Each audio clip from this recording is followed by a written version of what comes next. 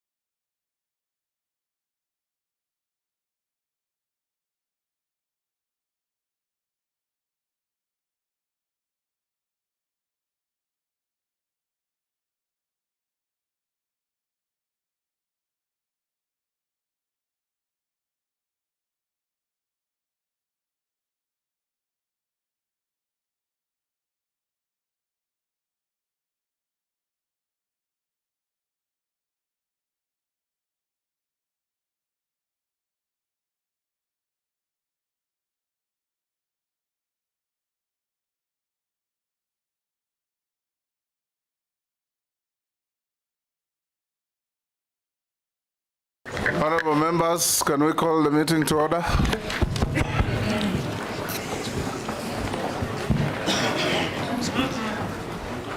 Bring in the nominee.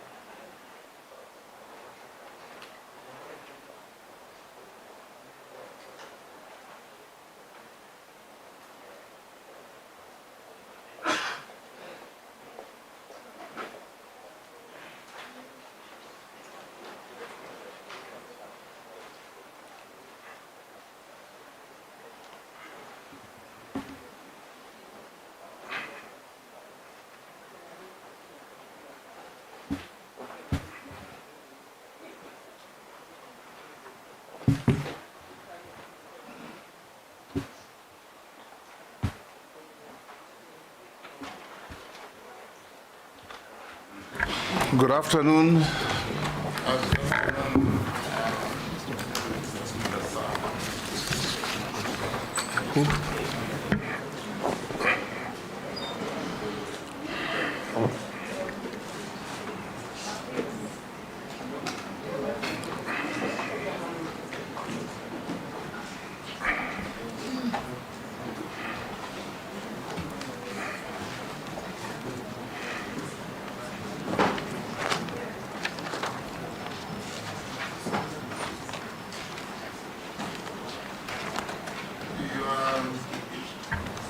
Davis Kimutai Chirchir, EGH. Good afternoon, Mr. Speaker, Yes. Chairman. My name is Davis Kimutai Chirchir. Thank you. Welcome to this parliamentary committee on appointments. You have the luck of appearing before this committee for the second time in 2 years. We are a committee of the National Assembly, constitutionally and statutorily mandated to conduct hearings on suitability of persons nominated by His Excellency the President to hold offices of cabinet secretaries. I'm the chairman of this committee. On my right is the Deputy Speaker of the National Assembly, Gladys Bose. On my left is our Deputy Clerk, Jeremiah Ndombi. I'll invite members of the committee to introduce themselves for the record, starting with Honorable Naisula. Naisula Lesuda, MP Samburu West. Junet Mohamed, Suna East. Nelson Koech, Belgut. David Kosing, Poko South. Gikaria David, Nakuru Town East.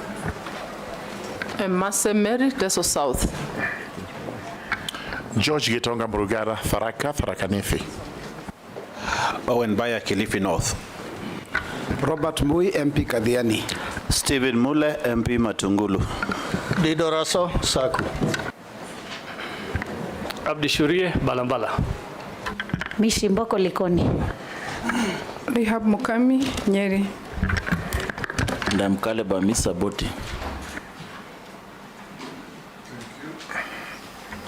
Honorable, Mr. Davis Chirchir, we'll start in earnest with the job ahead of us. First, you'll be sworn in because you'll testify on oath. Once we do that, you give your original documents to the sergeant to give to the clerk to cross-check with what we have to see if they are corresponding. So you may be upstanding. You have an option to swear on the Bible or the Quran, depending on your faith. Bible? I, Davis Kimutai Chirchir, do swear that the evidence I shall give before this committee on the matter under its consideration shall be the truth, the whole truth, and nothing but the truth. So help me God. Thank you. You may take your seats and sign the oath.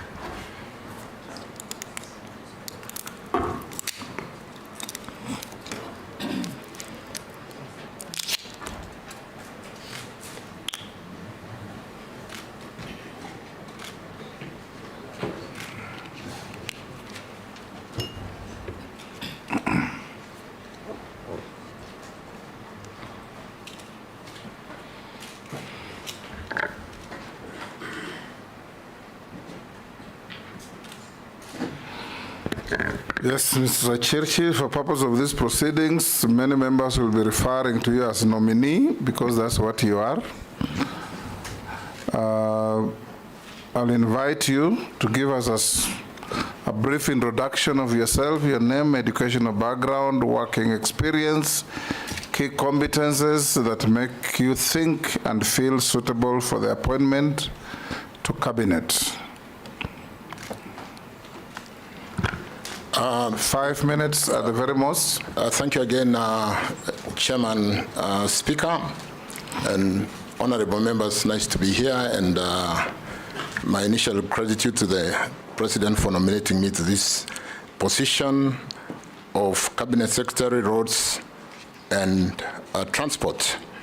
Mr. Chairman, let me fast forward. I graduated in the year 1985 with a degree in physics and computer science from the University of Nairobi, and thereafter went into telecommunication industry, where I joined Kenya Post and Telecommunications and worked as a teletraffic engineer after a 9-month course at the then Central Training School, where I learned the intricacy of managing traffic going into the various routes across the whole world, dimensioning, congestion, and things like that.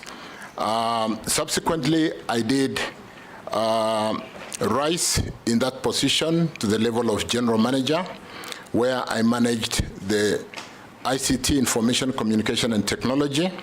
And in the nascent period of liberalization, I managed the divestiture and liberalization of telecommunication as a change manager, where we did at that time the communication authorities, laws and regulations that spinned off what is now the Communication Authority, which is the regulator in the telecoms industry, spinned off Postal Corporation and Telecoms Kenya, and issued the various licenses to Safaricom and Celtel at that time.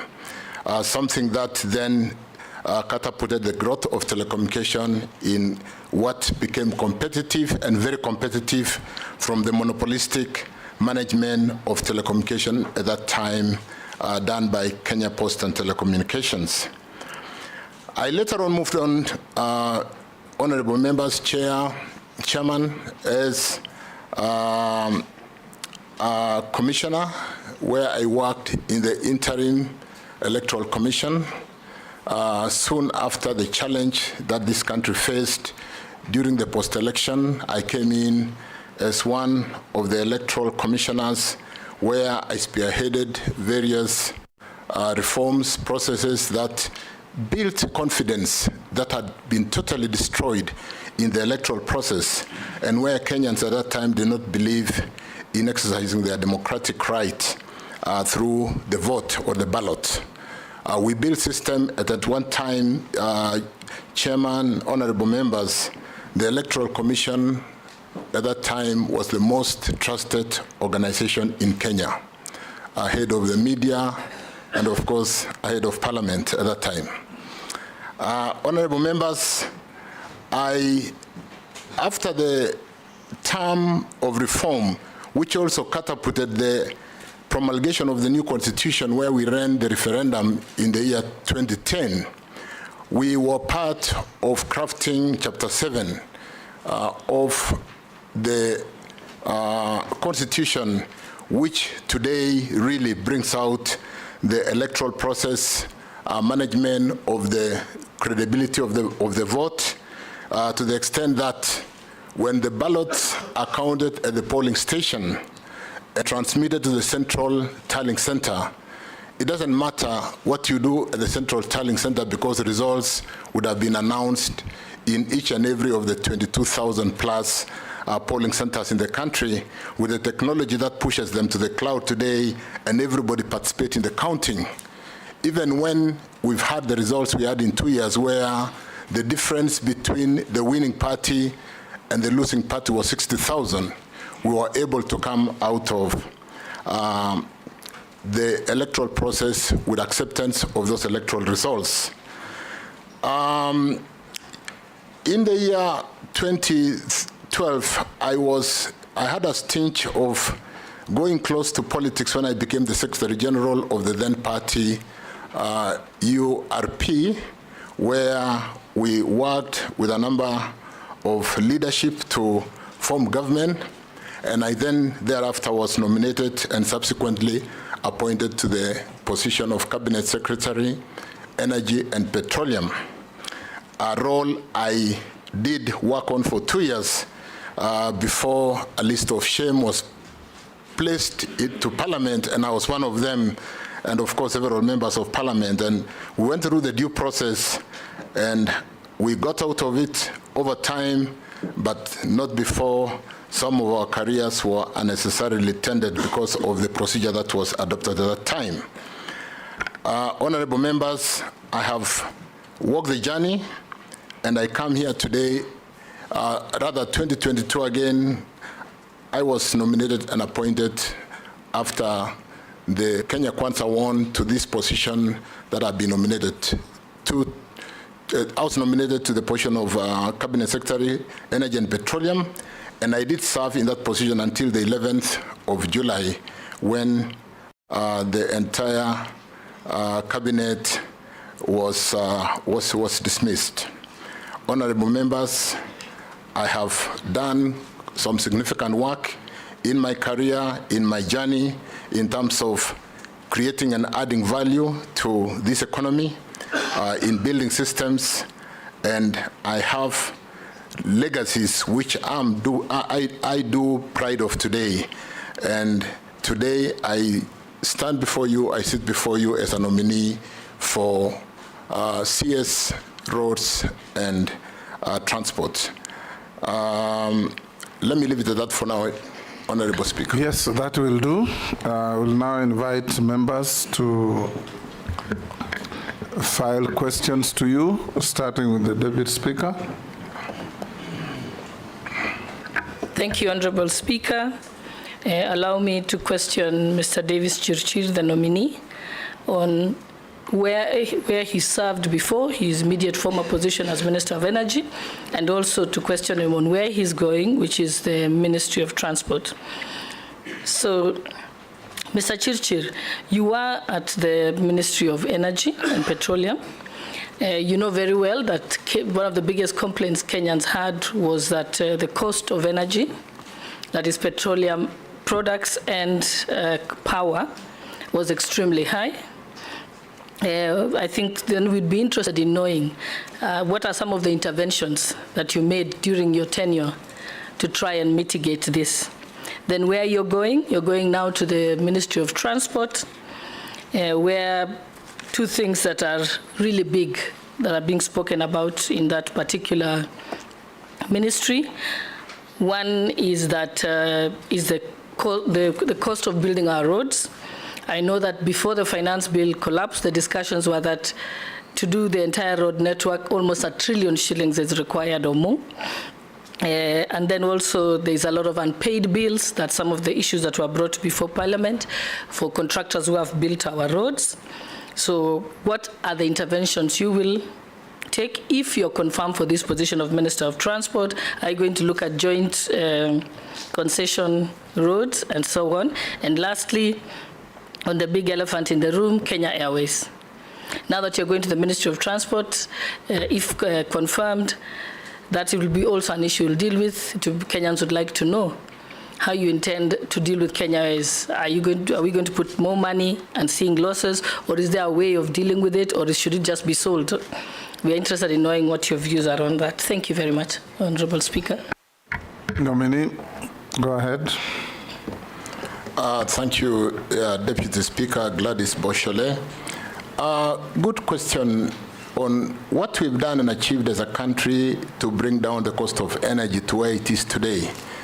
Let me start, Honorable Chair, by saying when I checked last, and because of the concern when our President was going to the space to talk to the Gen Zs, I did check the challenge of power and what we need to do to be able to address the cost of doing business in this economy. Cost of energy is one of the most insignificant contributor to the cost of doing business. In industry, the cost of energy in production contributes to up to 30 to 40%. And therefore, a country cannot be competitive if the cost of energy as a unit cost of production is significantly high. Chairman, honorable members, the energy-friendly building in Olkaria, in Kiambere, Kamburu, Sola, and so on and so forth, in Meningai, in Nakuru, we are currently building power plants. And what we did to basically get down to the question to address the cost of energy is to really ensure that the energy mix in generation, we do generate power from solar, from wind, from geothermal. Those are the three cheapest cost of generation, including, of course, hydro. And the most expensive generation is from thermal. And during times of drought, we run thermal more because the hydrology would be low.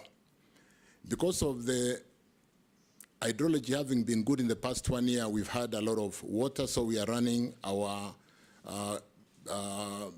Kiambere, Kindaruma, Gitaru, Cascade fairly well.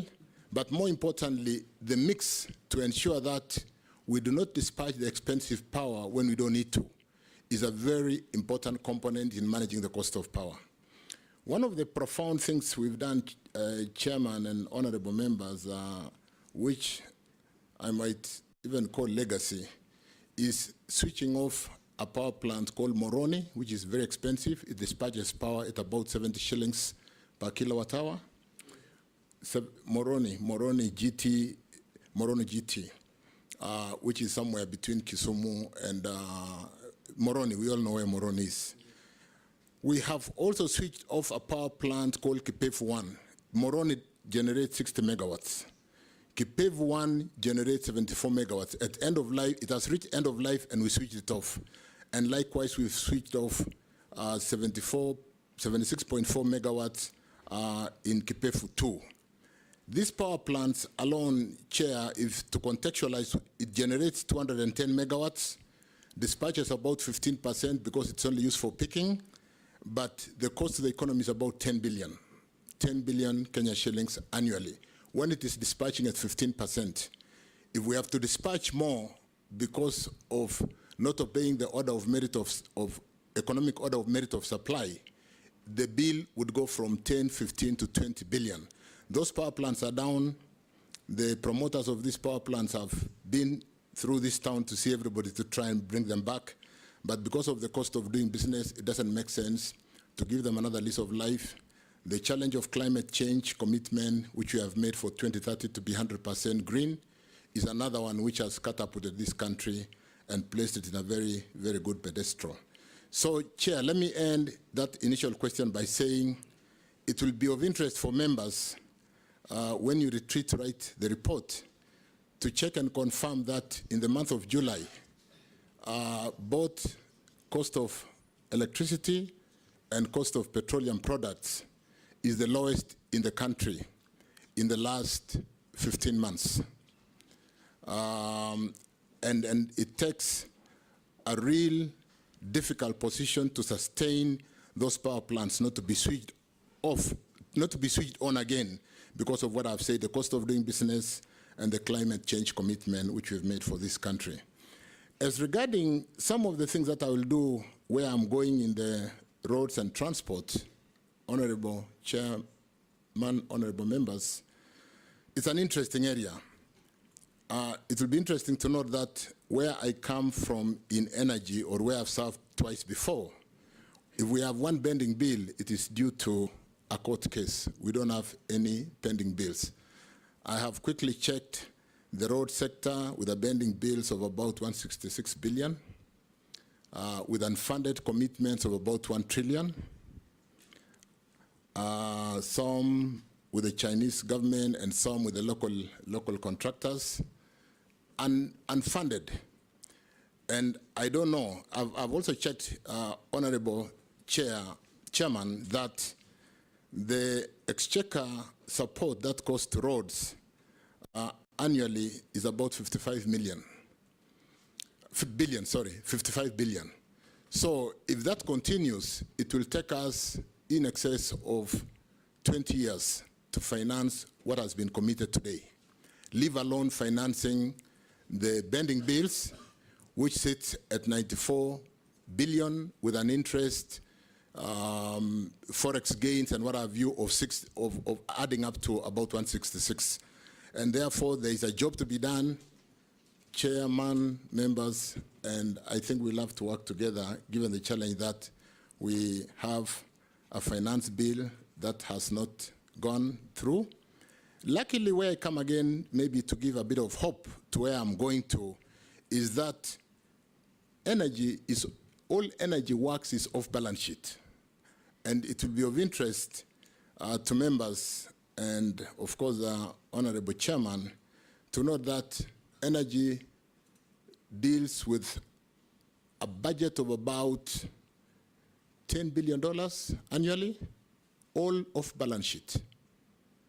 And I sit here to basically pronounce that we are working to deliver the cheapest cost of electricity and today the cheapest cost of petroleum products in the country, albeit with no budget support, because all this is private capital, off balance sheet.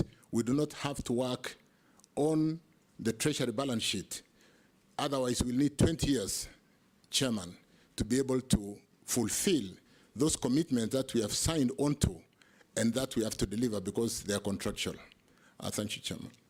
Chairman, if you allow me. Yes. If you allow me, just to follow up on what Davis is talking about, 1 trillion into commitment of 160 billion in debt. It looks really grim, you know, like you will run away from the job. What is it that you will do to attract capital and actually to offset the 1 trillion and also to pay the bills? Because you have done it in energy. What will you do? Because we want to see hope. Kenyans want to see what is it that Davis will do to change the story. Thank you. Yes, Davis, and you had not also touched on Kenya Airways question? Through Chairman Owen, it is it's early in the day after nomination, but I think it's possible. I've said we work off balance sheet in energy. And when you, Chairman, you have term sheets which stipulate that maybe the cost of constructing a kilometer of road or the cost of generating geothermal, if you are coming in as a private investor, should not be indicative tariffs. We gazette indicative tariffs through EPRA, where when you're generating power, we tell you, if you're coming in, we're not signing if your tariff is above 6 cents US. So I think we should really be looking at frameworks like if you are coming in, we cannot sign a contract if you are building a road beyond 100 million Kenya shillings per kilometer, so that we don't get into commitments of trying to build a road for 500 million Kenya shillings per kilometer. And so even as you walk in to do your initial study, you don't spend time to push us to a commitment where we are building a kilometer for the price of 5, 6, 10 kilometers. We will need to look at, more importantly, how to work off balance sheet. When I say that $10 billion, it sounds crazy. But petroleum alone, which comes into Kenya today through the OTS or the current G2G at about 740,000 metric tons annually, cost the economy some 6 trillion, crazy numbers. I mean, I just need to refer, 6 billion US dollars annually. And we do not have a time when the country is dry. Even at the peak time of the tightened monetary policy, when the Fed went into 5.5% interest and the interbank rates were crazy and there were no dollars in the industry, we did not run dry because we do not have to rely on the treasury to help us to bring these necessary products to drive the economy. So we'll be looking together, honorable members, at how to resolve this challenge. It's a big challenge. Raising a trillion Kenya shillings to build those kilometers of roads where commitment has been given. Having to pay the 160 to 170 billion Kenya shillings on bending bills and growing by the hour, growing by the day, is something that we can look at what you would call securitization of the little money we have in the road maintenance levy, and borrowing a bullet today and paying with an interest over 10 years, and we should be able to finance. As to whether those are acceptable, being in an IMF program today is something that we'll need to sit down together and resolve, because it's a commitment this country has made. We'll have to address it. Thank you. Point of information, Speaker. Small point of information. Yes, this might be beneficial to the nominee, and I think I agree with him. The proposal of getting resources securitized by our instruments, which is, for example, fuel levy. In last parliament, when I was chairing transport, Honorable Speaker, we actually proposed, and we have actually a legal instrument. We have the law, so which means the nominee might want to exploit that opportunity, Honorable Speaker. Thank you. Yes, the Deputy Speaker is saying you have not touched on her question on Kenya Airways. Thank you. Thank you. Sorry about that. Kenya Airways is another interesting investment, which you do know that we all love to have our Kenya Airways, and I think we should continue to have it and promote it. Kenya Airways, as we speak, and for the short time I've been preparing to appear before you, I do see Kenya Airways running a system that needs a lot of support, and where the Kenya government, I think to date, has given support to the tune of 600 billion Kenya shillings to be able to stay afloat, given the negative negative cash capital that they are operating in. Chair, I think the reforms at Kenya Airways, starting from the needs a lot of communication and ownership by the employees of Kenya Airways, and we're going to sit down and get them to understand that it's a problem that must be sorted out internally. The CBA, or the negotiated terms, and holding on to them when somebody else is having to pay your bill, is something that we'll really need to sit down as an enterprise, as Kenya Airways, and address. I've also seen Kenya Airways having a portfolio of flights that may not be suitable in the Embraer, which do not have the kind of bottom belly to carry the kind of luggage. And therefore, the first option when you're flying out or flying in, because of the way we carry 20, 30, 40 kilos, is not to fly Kenya Airways. So it is self-defeating to be having the highest fleet of about 13 Embraers aeroplanes in this fleet, and therefore giving us an uncompetitive advantage in terms of customers having to choose alternative flights when they might have actually wanted to fly Kenya Airways. Chairman, I do note that Kenya Airways in the past 2023 accounts had an operating profit of about 10 billion. We'll need to look at what they are doing right and build on that. Possibly take out some cost out of the system, because there are costs which we really must remove to be able to allow them to come out of the challenge they currently face. But more importantly, if you look at the 600 billion government support in Kenya Airways, and the fact that Kenya Airways today, the Kenya government owns about 49%, 48.9% of Kenya Airways, it will be, if we really kind of allowed government to pick more shares out of that 600 billion, government will go to a shareholding structure of about 80%. I think we need to bring in a partner. If you see successful hotels, allow me to use hotels, Chair, where they build networks around the world to be able to push their customers into their networks, we need to build a network of a supporting airline that we can leverage on to be able to bring Kenya Airways out of the current challenge they face, but more importantly, to support tourism, support our flower industry, support our green produce in avocado, the things we export because of the perishability very quickly into the external markets, and where the inflows in foreign currency is so significant. So we need to work on Kenya Airways. Thank you, Chair. That will do. Majority Leader. Thank you, Mr. Speaker. Honorable CS nominee, we just start maybe from where you stopped on Kenya Airways and ask you, we have listened to such stories. I think I've listened to those stories about KQ since I joined Parliament 12 years ago. I just want to be direct. Are we going to listen to that story from the next nominee after you? Or how long should you be approved? Will you commit to the people of Kenya that you can be able to sort out the problems of Kenya Airways? Because as you say, it's true, they are on operating profit, but when you factor in their financing costs, then they make huge losses. And then the story goes on and on and on and on forever. So you may need to tell us whether you truly mean business. Should you be approved, and how long it will take us to see a Kenya Airways that is truly functional, profitable, and is giving value to the people of Kenya. Because even nationalizing it, if you do not give value to the people of Kenya, then it may not make sense.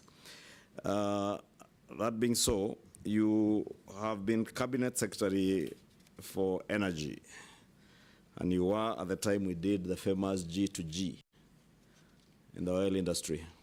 You tell us how beneficial that G2G was. Was it beneficial to the country, or was it on net terms a loss to us in terms of the oil prices and all the other issues that Kenyans raise about the G2G? And more so in view of the current conversation. You've seen Kenyans online saying that the airport has been sold. Far from it from what we hear. And negotiations on PPP framework with the Adani Airport Holdings Limited. Are you the man to run this PPP with Adani or any other interested private equity partner that may come in? And can the people of Kenya trust that you will do it for value, for good value to the people of Kenya, if G2G was not of value to the people of Kenya? I say if, because to be consequential to your first answer on G2G on oil. And maybe you would take a bit of time to tell us what you have been able to dig in your briefs from the ministry. I'm certain you've gotten briefs from the ministry on this Adani Airport Holdings PPP engagements, the engagements that are there. Lastly, just to add to what Honorable Kosing was saying, yes, the framework is there for leveraging on the RMLF funds on roads, but as you rightly say, with the programs that we are on and our debt ceiling, that may not be an option, a viable option for now, so you may need to really think out of the box in terms of funding our roads projects. Thank you. Davis, try and compress the answers. Thank you, Chair. I think KQ is, it needs, like I said, there'll be quick wins. There'll be the low-hanging fruits, like I said. I would like to sit down with the staffers and address this challenge in KQ, which I could easily call the low-hanging fruits, but which has really been a major pain in KQ, the industrial relations. We need to have ownership of the entire management and staff of KQ to understand the challenge and that we need to get out of it, because somebody else cannot be paying for our lunch and we just have the lunch. Those are some of the quick wins. Some of the more difficult things which I think have been addressed are those expensive leases on the 777 leases where the cost and the revenues are really challenged. And again, we are having to rely on government to pay on behalf. But as it were, KQ, like we'll all have to agree, from an aviation perspective, is a very strategic asset. So it will be one thing to sit down and first things first. What are the low-hanging fruits? What do we need to address? And what kind of ownership? So it's a leadership issue. We really need to address that. One thing which I'm going to put alongside KQ, G2G, and Adani, and I did prepare the challenge that the country faced in the last 4 weeks in terms of how we work, is the aspect of communication and carrying the Kenyans together with us. Article 35 of the Constitution, and I did make a record of that so that I don't fumble around, where every citizen has the right to information. And in Article 69, it talks to public participation in the environment. In 118, it talks to public participation in facilitating public participation in involvement and in the legislative process, public participation in the National Assembly and in the county government in Article 196. And in the finance area, Chapter 12, it talks about there shall be openness and accountability, including participation in financial matters. Chair, I think as government, we feel like information can only be given out when we have been pushed to give information. The public participation is articulated in the Constitution and in the act that has been in Parliament to basically actualize how public participation should be conducted, and which is causing a pain today, including the ruling that we just had the previous day, is something that we need to carry Kenyans as we do some of the things we do, like in Adani, in Kenya Airways, or in G2G. Because G2G was a fairly complex and a quick solution required to address the challenge of the time. But we're trying to explain today, even to members of Parliament, to understand something that was built over a period of 4 months. If we carried everybody along in public participation so that they understand every step as we go forward, we wouldn't be facing the kind of challenges we are facing today. So there'll be need to inculcate public participation from inception as we carry the programs forward, so that we are together with Kenyans at every stage. Of course, how that is done is something that we'll need to really work on. So really, I think we really need to address the challenge that we find ourselves doing what we believe is right for the country, but the population do not quite understand because we did not carry them along the whole journey. The G2G story, Honorable Kimani Chungwa, through the chair, I think was a great success for this country. At a time when we came out of COVID at a time when the Ukraine war was a big challenge and the inflation rate was soaring at a high of 9%, including in the US and Canada. A very tight monetary policy running even today at 5.25% to 5.5%. And the dollars would rather be in soft trading as opposed to trading with risk. Everybody was basically earning more money, taking their money to the bank. And a situation which did not only affect Kenya, in fact, in the tea industry, we were not selling our tea because there was no dollars out there. It was a global crisis. Let me then answer the point. Avoid the temptation to give a lecture. Yeah. Answer questions. Agreed. Yes. The G2G chair was brought in to forestall the challenge of unavailability of the US dollars in the industry. And we did build a very quick solution to ensure that the country would not run dry. We could be able to purchase petroleum, pay Kenya shillings, on a deferred LCs, which would be confirmed by international AAA or what you would call investment grade banks over the local issued LCs, and be able to get the product and pay later when the situation improves. It has worked very well. I think we have today brought in over 100 cargoes. We have in-account dollars in excess of $3 billion over this. And I think today, if not for G2G, like when we went to elections, Chair, in March, April, May 2022, MPs will recall carrying jerry cans around the country looking for fuel to run their campaigns because there were no dollars to buy petroleum products. As regarding Adani, so G2G was great. I think it is something, Chair, when there's time and I write my book, it will be one of my legacy delivery to this country. Adani. You know, you're being guided by the chair to avoid giving lectures because the straight answer was the dollar was at 160 something. And part of the benefits of that is at 130 today. Thank you. 130 today. Thank you. Fuel prices, the prices were trading at then, and what they would have gone. With respect to Adani, Chair, we look at Adani. We'll need, like I opened by saying, public participation, provide information, have a framework in terms of what you would call term sheet, in terms of what is the correct return on investment when we are bringing a PPP. If we agree that the return on investment is 12 to 15% internal rate of return, if we agree on the debt equity ratio, we should be able to really get Kenyans to understand, get everybody to understand, is Adani a deal we should do? Is it going to help Kenya? Vis-a-vis what I just said, this is an off-balance sheet upgrade of Kenya Airports Authority.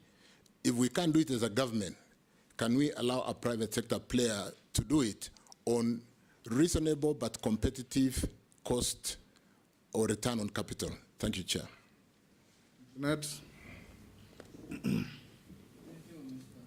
Thank you, Chairman and Mr. Speaker.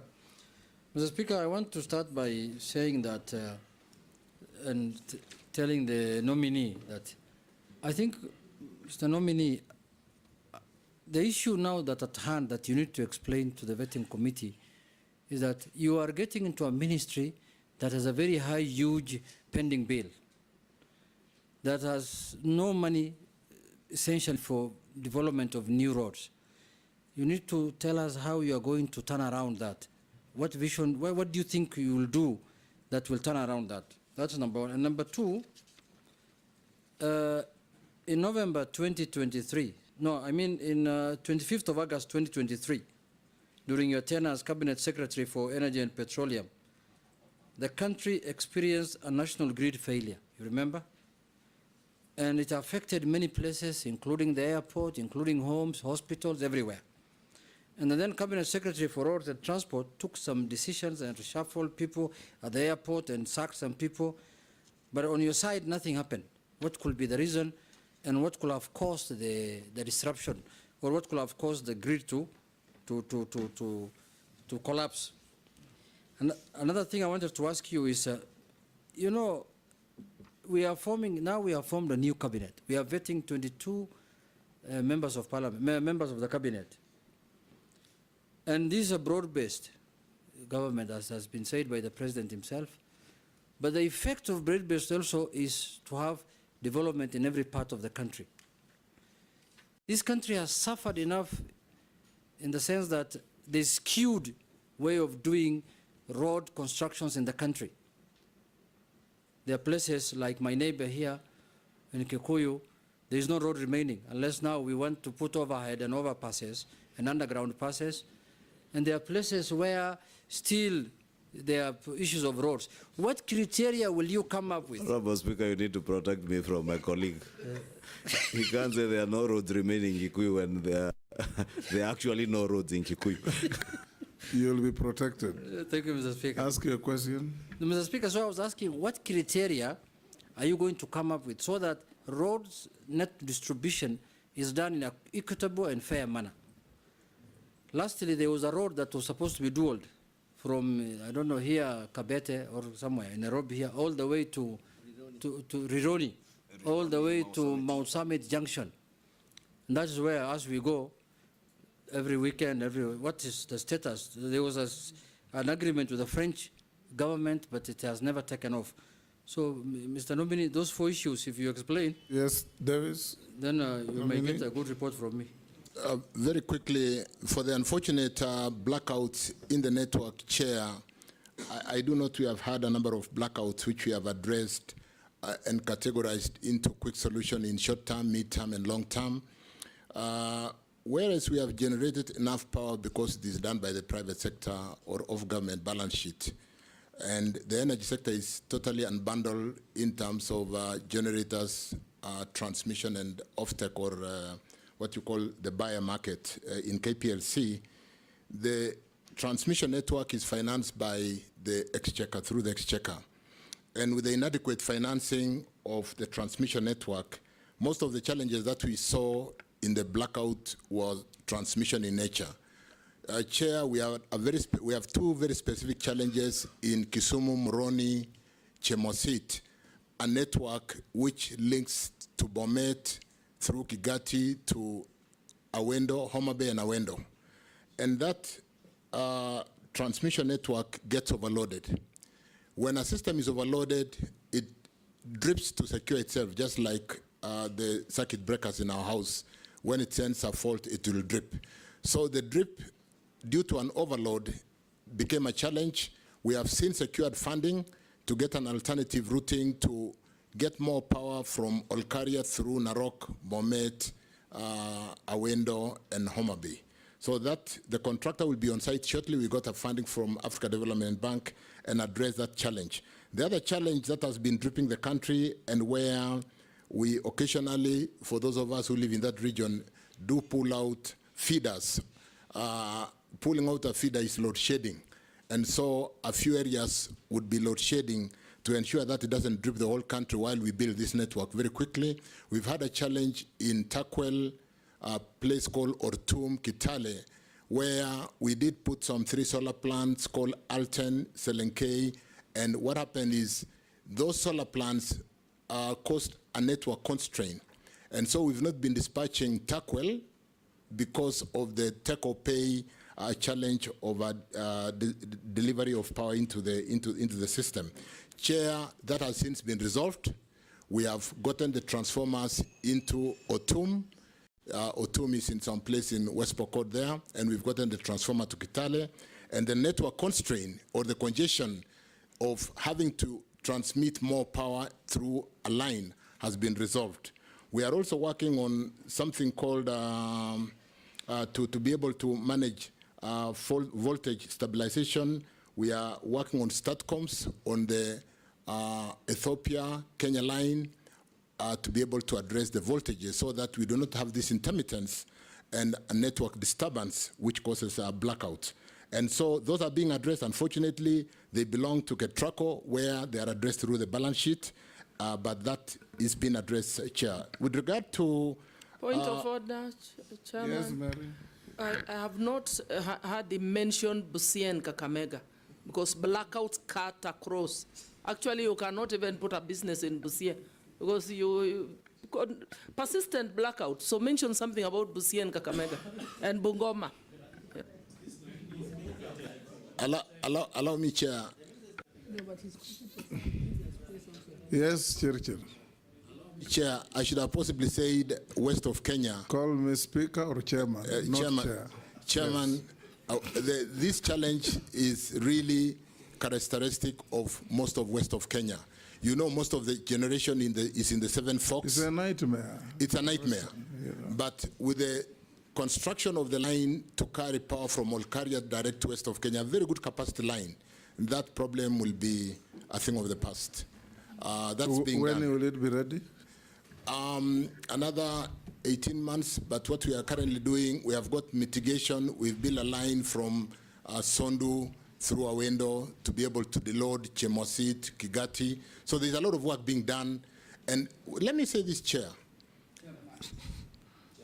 He's sitting on a chair.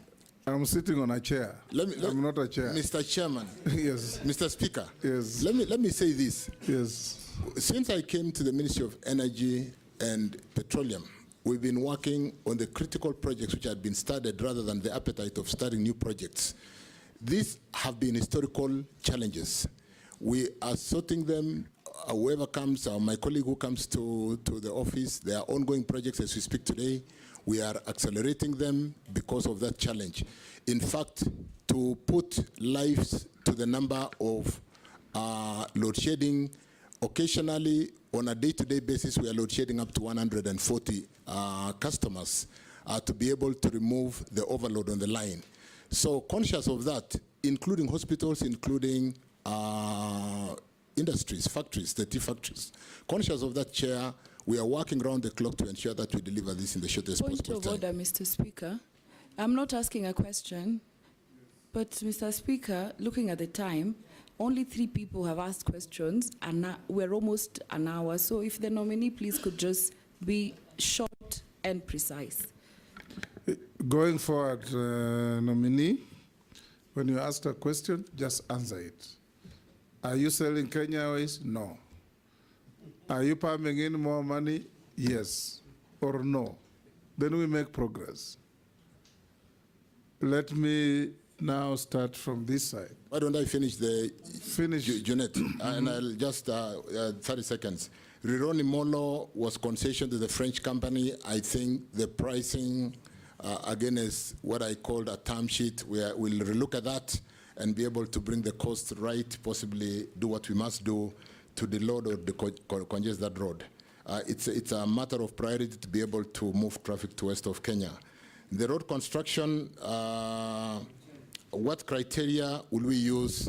Chairman, I introduced my formative life in traffic engineering, and we'll need to do more of really ensuring we look at traffic, we look at opening new areas for economic purposes. Think about the Lapset.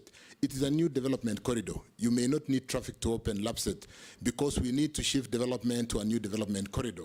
And so we'll use all those kind of clustered frameworks to be able to open this country, working with the members of parliament like I've worked with most of you on the last mile to be able to open this country. Thank you.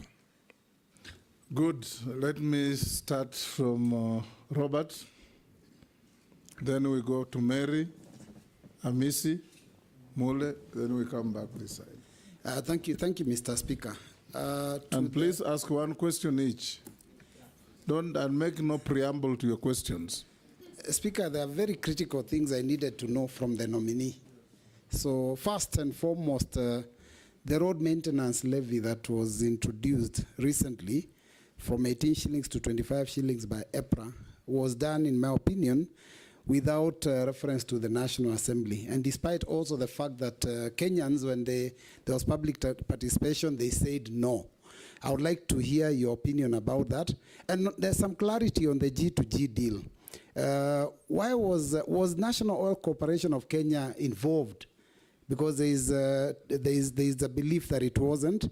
And then on the same deal, when you say that you're paying for fuel in Kenyan shillings, I want clarity because I am very well aware that Kenyan shillings are not legal tender outside this country, outside the region. So how is it that you are able to pay for, because that has always been the comment, that we are paying for fuel in Kenyan shillings. How would UAE or other countries out there receive Kenyan shillings as legal tender? And finally, on the transport sector, which you're being nominated to, how will you deal with the three critical things? One, road safety. Two, the menace of traffic police on the roads. And finally, of course, the high cost of transportation. Thank you, Chairman.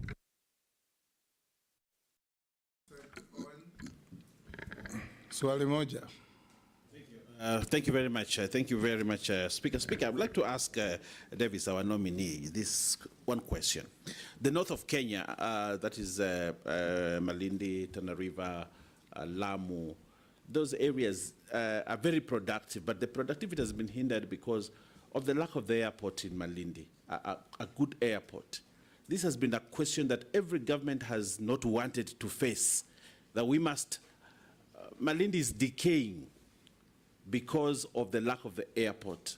Over $100 billion investments in Malindi, they are coming down because of the lack of the airport. You're a clever man, that I know, because I've worked with you before, and I want to declare my interest. What will you do really to solve this problem of the airport? Secondly, the open sky question. We are protective of KQ, yes. But again, we also need to open this country to more investment by allowing other airlines to come in.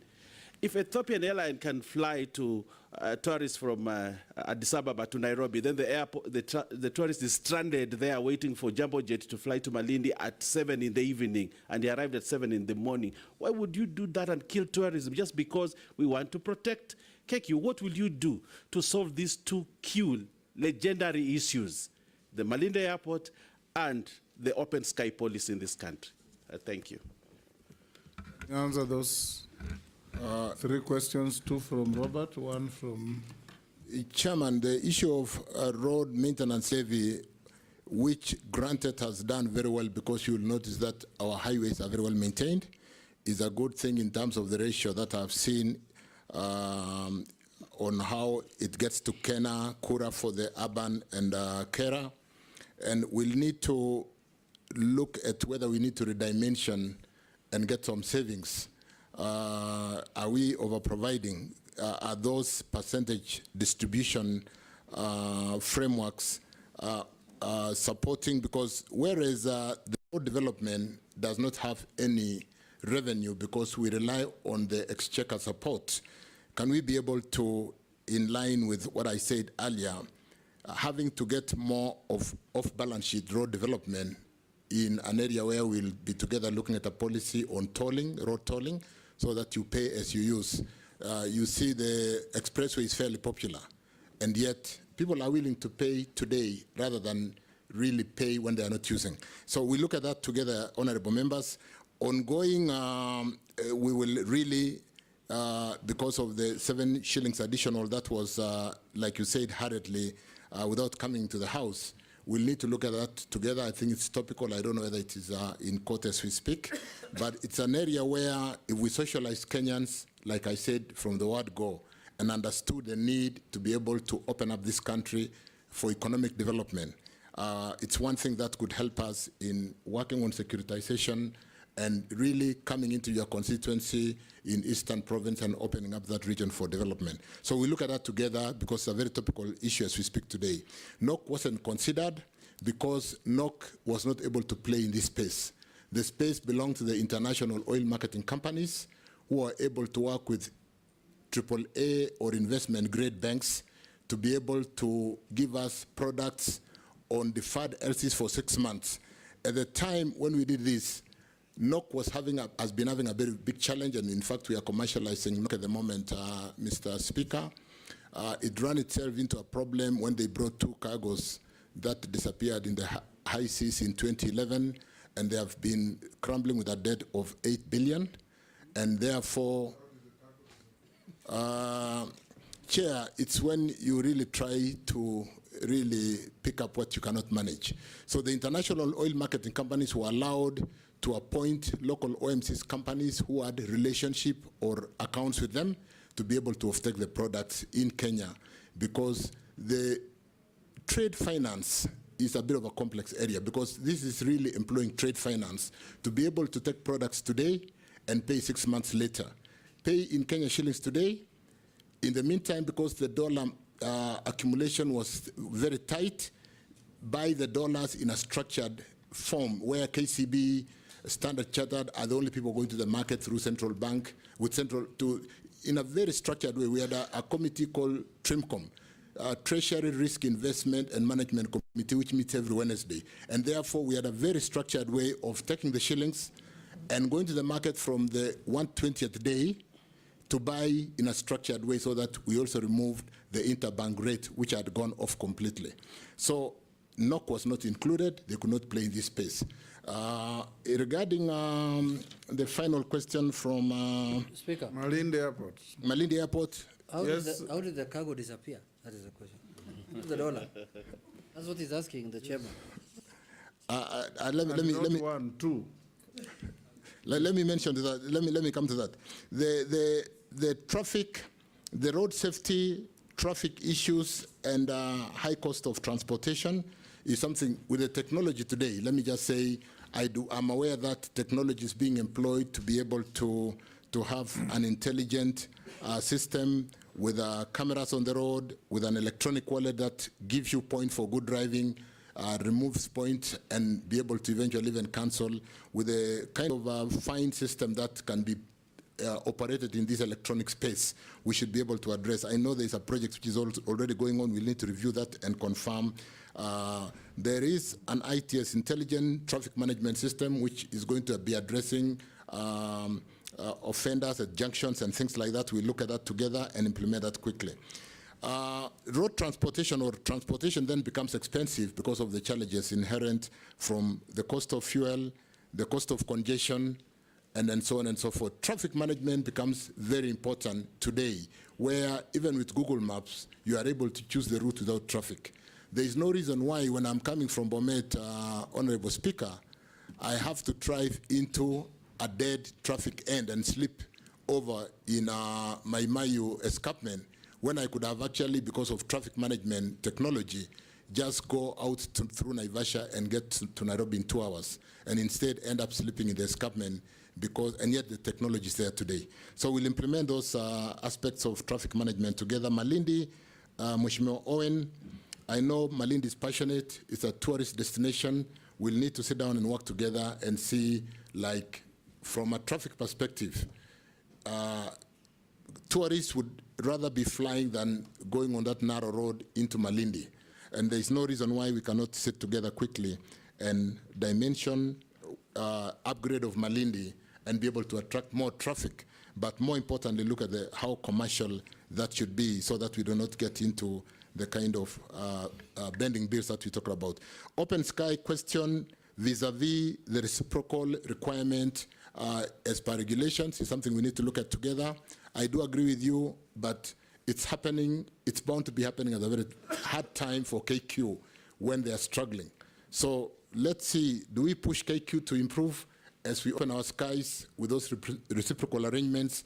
Because even if we did a reciprocal arrangement and our flights to those destinations are the Embraer, which are not able, they don't have the belly staff to carry enough luggage. So we really need to work very quickly to see whether we need KQ to come up, and I think we do, and be able to work on the open sky policy with, more importantly, the reciprocal arrangements. Speaker, thank you. Thank you very much, Mr. Speaker.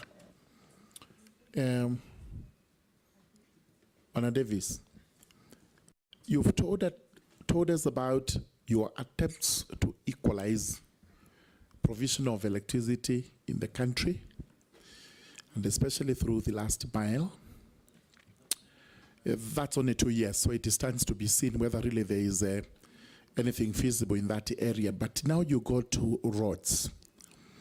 And as stated, there's great inequality in terms of road network in the country, and especially with what are known as stored projects, the stored roads. If I give you an example of Tharaka Nithi County, we have 3 roads started 10 years ago in 2014, and up to now we are still grappling with their completion. Will it be your policy that you will actually dedicate resources as a matter of urgency to completion of stored roads and projects so that at least the network can, to some extent, be equalized? Thank you, Mr. Speaker. My name is Abdul Rahim Daud, MP for Northimenti, and I want to say I'm in the Committee of Transport, so I won't ask him transport questions. CS Nominee, while you were in the energy sector, energy ministry, did you look at the fuel, the one we were told by Honorable Kiraito during his time as minister, that we had oil in Turkana? And if you did, why aren't we utilizing the refinery we had in Mombasa so that at least fuel could be cheaper than what it is right now? Because we are at the mercy of the big oil operators. Lastly, regarding, I don't know if I will ask, roads, they are the Mau Mau roads, you have heard of them. But those Mau Mau roads do not pass through the whole of central Kenya. It is just a portion of central Kenya. Will you think of extending it to the other part, Mount Kenya East as well? Because we do not have the Mau Mau roads. And we had Mau Mau even in Meru, Tharaka Nithi, and Embu. Thank you.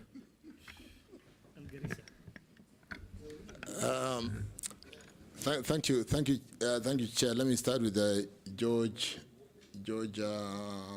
Murungaru regarding the Nominee and the concern of stall projects in Tharaka Nithi. We do not have an option. We don't have an option. We've signed contracts. The interest will be piling. The bending bills will be piling. Unless we have a way of exiting, which I think they were considered before they were contracted, we'll have to look for funding solutions. And Chair, like I said, like the GTG, Chairman, we have to think out of the box. Chairman.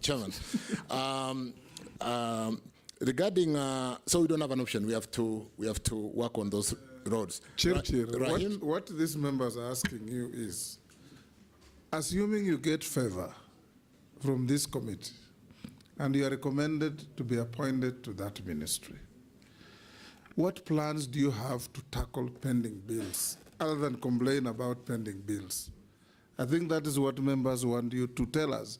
What innovative ideas do you have when you get into office, if you get there, to get pending bills out of the way and start embarking on new projects or stalled projects?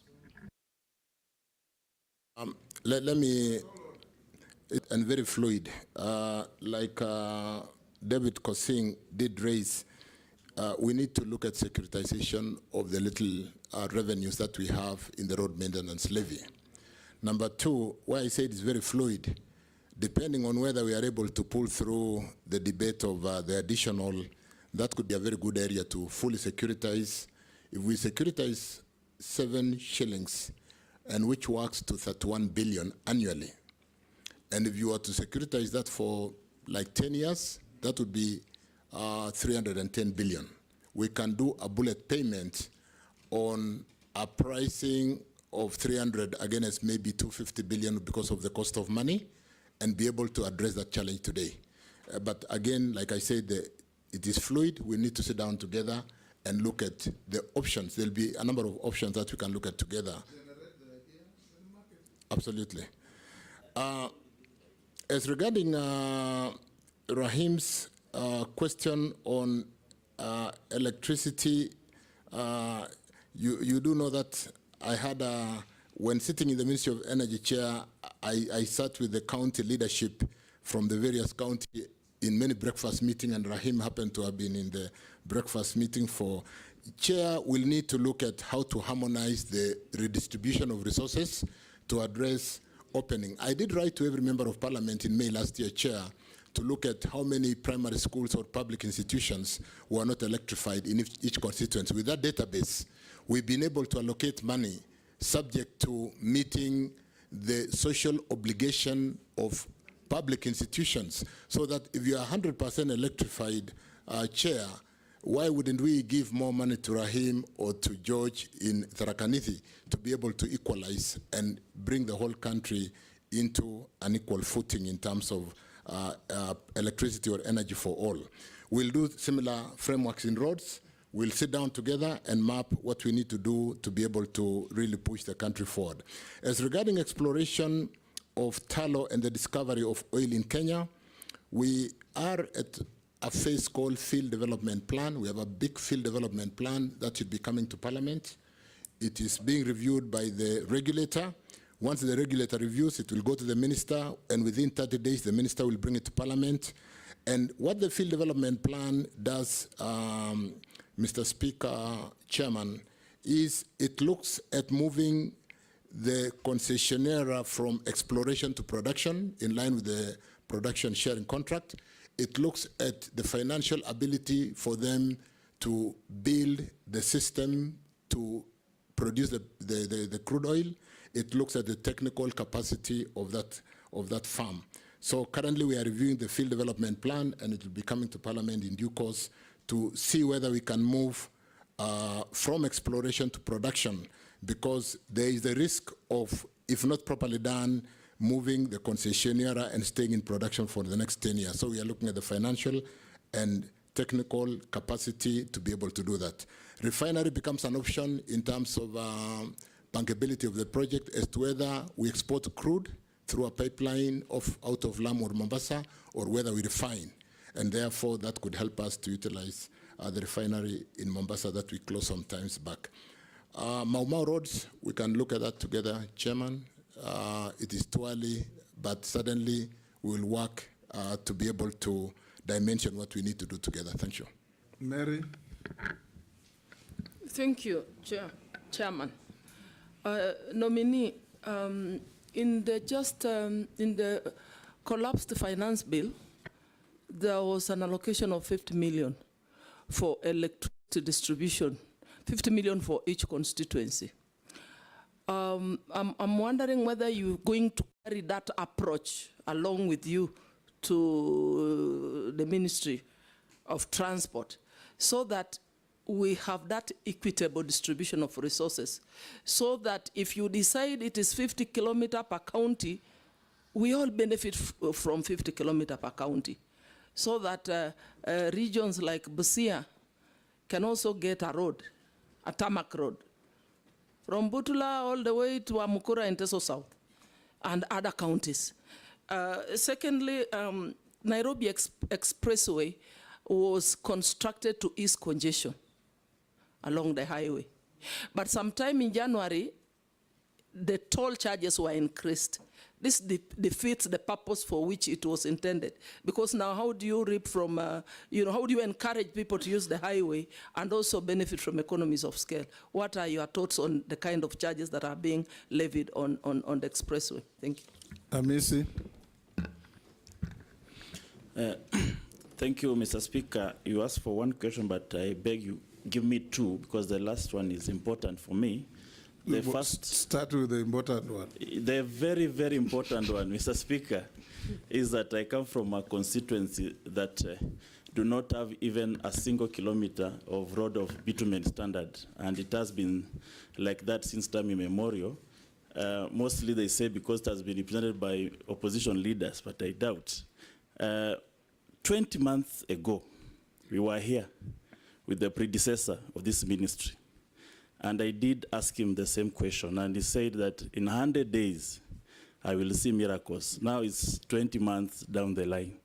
I want to ask you, when do I expect to see at least a kilometer of bitumen standard in my constituency? And it's not just my constituency, Mr. Speaker. It is a program that needs to check that there is equal distribution of road network across the country, irrespective of where the region falls, whether it's in opposition or in the government. But there must be a clear national rationalization program of all constituencies, so that if a kilometer is built in Mombasa, there is another kilometer built in Kitale. We must have that, so that the constituents don't think that it is a failure of a member of parliament when it is actually the failure of proper program of the ministry. And then the question I wanted to ask Mr. Speaker is that our roads and infrastructure are majorly World Bank funded and IMF, International Monetary Fund. Mr. Speaker, World Bank were financial institutions that started to reconstruct Europe after the war torn Europe, after the World War II. There were proper development in Europe before. The purpose of World Bank was to reconstruct Europe after the World War II, including Japan and other Asian countries. Now, it is 80 years since the World War II ended. We are still reconstructing. The purpose of that World Bank is not commensurate to the issues of the global south. In this country, we've never had war, whether it's local, global, even the Mau Mau did not destroy any road. We cannot talk about a fund that used to reconstruct, coming to develop an underdevelopment. So, Minister, you are going to a ministry that is heavily, we know the roads network is capital intensive, but you are going to a ministry that is going to be heavily dependent on the Bretton Woods institutions, whose purpose of establishment is completely different for a developmental path of our country. Do you have any policies of change that will ensure that this country does not continuously depend on external funding loans that are crippling our economy, loans that we are continuously at the yoke of external loans? Which policies are you going to depend on them? World Bank, number one, and the IMF, or you are going to change? And in which way are you going to change? Yes, nominee. Let me start with Honorable Mary Emase's question on, yes, if we make it brief, let me just answer yes, we'll do some equitable distribution of resources. Mary, that's good enough. We'll do that. Yes. And I think that really answers Kalip Hamisi's question, Honorable Kalip, for Saboti. The Bank of Reconstruction being sorry, what it is today. The point of order, Mr. Speaker. That's how I was answered by the predecessor. I don't want to fall into the same. I just ask, do you have any rationalization program that will ensure, not just Saboti, that every part of this country has an equal distribution of red network, so that Saboti will also benefit? Thank you, Chair. I was not going to make the 30 days promise to Mheshimiwa, but I was certainly going to, like I said, in respect to the answer to Mary Emase Mheshimiwa, that we'll try to work together to see equitable distribution of resources, look at how to open up this country economically because of ensuring that we need to get the products to market. But more importantly, like I said earlier, what are the alternative funding options? I did make my opening remarks that we are doing our best in energy to get power to get into every corner of this country. And we are using a lot of off-balance sheet we are not getting money from the National Treasury. So to the extent that we today are having an unfunded commitment of about $1 billion, we'll need to sit together to be able to look at the resources that come out of Treasury. Are we going to get it to the Ministry of Roads or State Department of Roads as printed estimates, or are we going to work together to equitably ensure that those printed estimates do cover every part of the country? Mheshimiwa Hamisi, I will really want to be a player in sitting down with all the honorable members to ensure equitable distribution. And like you said, what are the options of funding roads? We'll look at that together, more importantly, to ensure that we don't over-rely on the Bank of Reconstruction after the World War. We do have other options. Mukami. Thank you. Thank you, Chair. Thank you, Chair. There is a... Okay. Okay. Honorable Okay. Speaker, a point of Thank you. information. Yes, Honorable Speaker, allow me to solve this issue of chair and the chairman. And if you go to the dictionary, it actually says that one, as a noun, a separate seat for one person. Secondly, as a verb, a person in charge of a meeting. that I am not a chair. Go on, Mukami. Thank you, Honorable Speaker. Yes. These are, Honorable Waziri, there is a concern from the local contractors. They have raised concern about being overlooked in the awarding of contracts in the roads and transport sector, with the preference often shown for foreign contractors. This trade results in the repatriation of earnings. That means those contractors, the foreign contractors we are giving business here, they are not banking that money here in this country.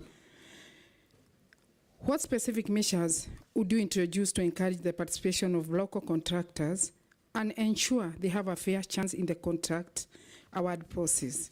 Additionally, how will these measures help retain money within the country to boost our economy?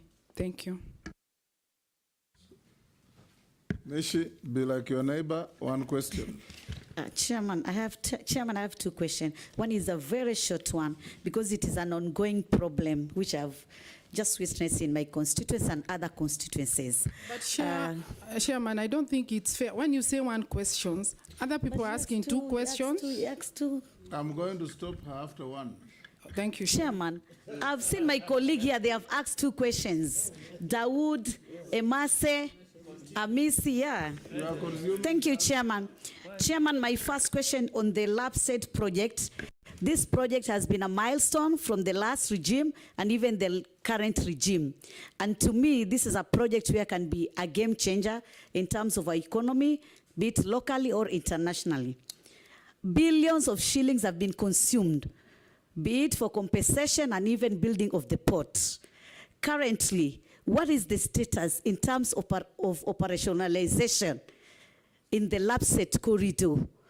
Two, what unique approaches are you going to do to ensure that we fully realize operationalization of this port of Lamu? My second question, on the same breath, do you have any specific programs you intend to employ to ensure that you create employment to our youth? Because this has been a thorn issue.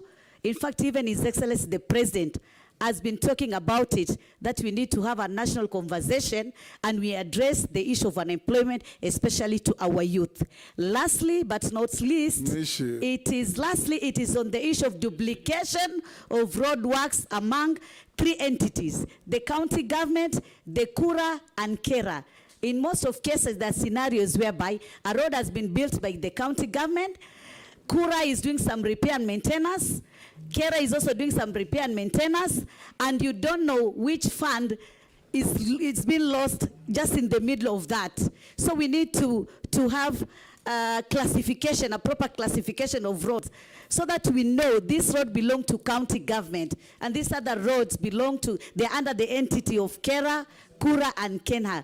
There is a lot of duplication, especially Kura and county government. For Kena, I think it's okay. For Kera, it's somewhat okay, but Kura and county government. Thank you. Nominee, you know you are not a minister for roads yet, so you're only giving your futuristic plans if you get there. Thank you again, Honorable Speaker, Chairman. The question from Mukami regarding LAPSET and the equal opportunities for employment of the youth. You know, Chair, we've done something. Chairman, we've done something in the procurement where we did deliberate policy to be able to allow the youth and women PWDs at 30%. It's a question of implementation, but we need to have a deliberate policy to ensure that our local companies are really having a stake in building over roads. We'll need to work together to look at that policy to ensure that there is a fair way of ensuring that we are able to build our companies so that in the years to come, we should be like other countries where we are even exporting contractors to other destinations to build infrastructure.